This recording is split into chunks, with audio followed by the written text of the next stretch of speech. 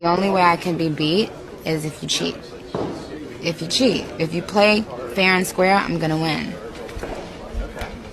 I mean, Hey y'all, what's up? Welcome back. It is Barb City where it's Liddy. Let's go on ahead and get into it. So, Sexyy Red was over on X minding her business, and she ended up having to clap back on someone trying to shade her natural looks. As you guys can see here, someone posted these photos of Sexyy Red and said, "Warning, this is what Sexyy Red looks like without makeup." And as you guys can see right here, Sexyy Red said, "Nope, this is what I look like with no makeup."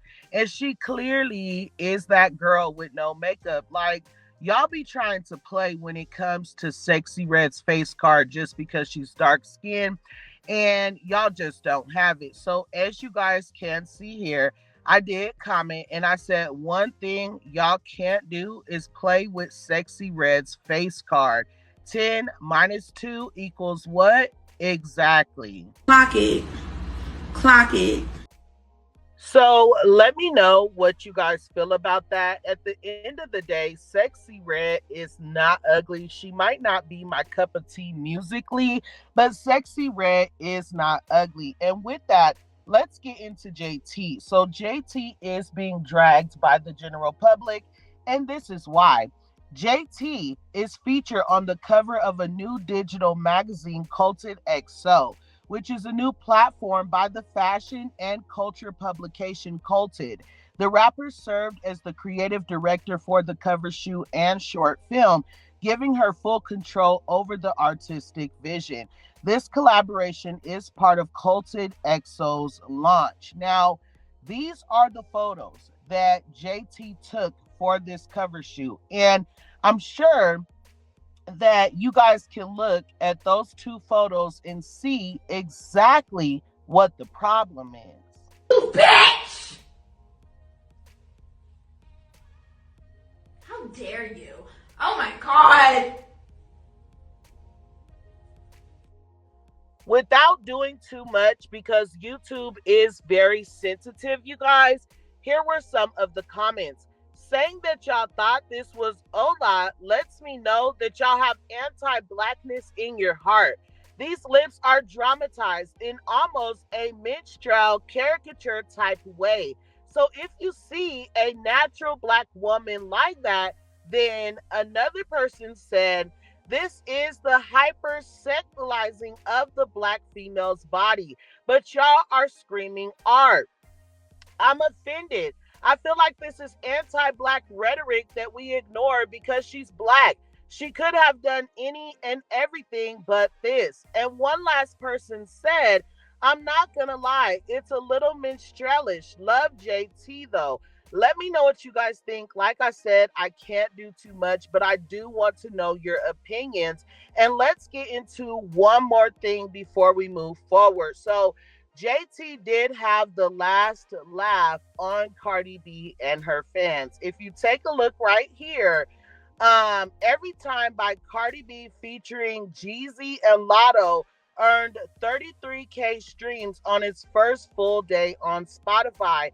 And if you guys do not know, Cardi B and her fans have been dragging JT for her recent numbers, right? Well, take a look at this right here. Girls Gone Wild by JT, the same artist that Cardi B's fans once mocked as Nicki Minaj's lapdog, raked up 131,387 streams on November 12th, completely outstreaming Cardi B, Jeezy, and Lotto's remix that scraped up just 33K. And you see how the universe works, y'all? Everybody was happy again! Yeah! Anyway, let me know what you guys feel about that. And let's get into some fake news that was put out in regards to Nicki Minaj and Cardi B. And then we are going to get into the fact that Cardi B yet again pulled out all the stops to outdo Nicki Minaj. And yet again, she was unable to do so.